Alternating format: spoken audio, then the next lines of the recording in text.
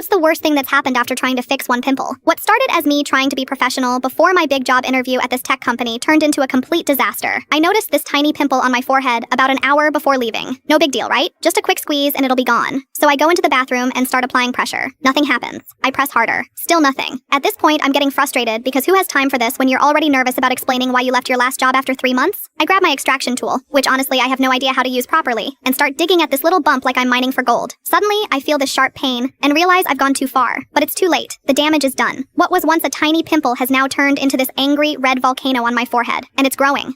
Within minutes, it had doubled in size and was throbbing like it had its own heartbeat. I tried ice, concealer, more concealer. Nothing helped. By the time I had to leave, I looked like I'd been stung by a bee with a personal vendetta against my face. I considered canceling the interview, but this was the job, the one I'd been dreaming about for months. The salary was almost double what I was making before, and after 3 miserable months at my previous toxic workplace, I needed this win. So I power through. Maybe they won't notice. I arrive at this sleek office building downtown, trying to style my hair differently to create some forehead coverage, but my hair isn't cooperating. Because why would it? The universe clearly wanted me to suffer that day. The receptionist does a double take, but pretends not to notice the glowing red beacon on my face. She offers me water, which I accept, only to then spill it on my pants. So now I've got a monster zit and what looks like I've peed myself. Perfect. I sit in the waiting area trying to use my phone camera as a mirror. The swelling hasn't gone down. In fact, it seems to be developing its own weather system. The interviewer, this woman in her 40s with flawless skin, of course, calls me in. I shake her hand, trying to angle my face away like some vampire avoiding sunlight. 10 minutes into discussing my relevant experience, I notice she's not maintaining eye contact. She's staring right at Mount Vesuvius on my forehead. I try to brush my hair forward while explaining my Excel skills, but it's too short to cover anything. Finally, she stops mid-sentence and says, "I'm sorry, but is that painful? It looks really inflamed." And instead of playing it cool, I panic and blurt out, "I attacked a pimple and lost the battle." There's this awkward silence where I'm mentally packing up any chance at this job. But then she starts laughing and tells me about how she once tried to fix an eyebrow before a presentation and ended up with half an eyebrow. Somehow, this moment of shared beauty disasters breaks the ice. The interview actually goes well after that. We bond over terrible skincare decisions, and she seems impressed with my qualifications. As I'm leaving, feeling slightly more confident despite my throbbing forehead, she says they'll be in touch soon, but then adds, maybe put some antibiotic ointment on that. My son had something similar, and it turned out to be a staph infection. Great. Now I'm paranoid about face-eating bacteria on top of everything else. I rush home and spend the day watching YouTube videos about infection symptoms while applying every product in my medicine cabinet to my forehead. By evening, the swelling has increased to where my boyfriend walks in and asks if I've been in a fight. When I explain, he can't stop laughing and takes a picture for posterity. I'm seriously reconsidering our relationship. The next morning, I wake up to find the pimple has now formed its own small civilization and is plotting world domination. And I have an email from the company requesting a second interview. The kicker? The email says, "We'd love to meet with you again when you're feeling better. Janet mentioned you seem to be dealing with something, and we completely understand." So not only did I freak out my interviewer, but now the entire hiring committee knows about my skincare meltdown. I got the job 3 weeks later, but to this day, whenever we have company photos, someone always jokes about making sure I don't have any situations that need fixing.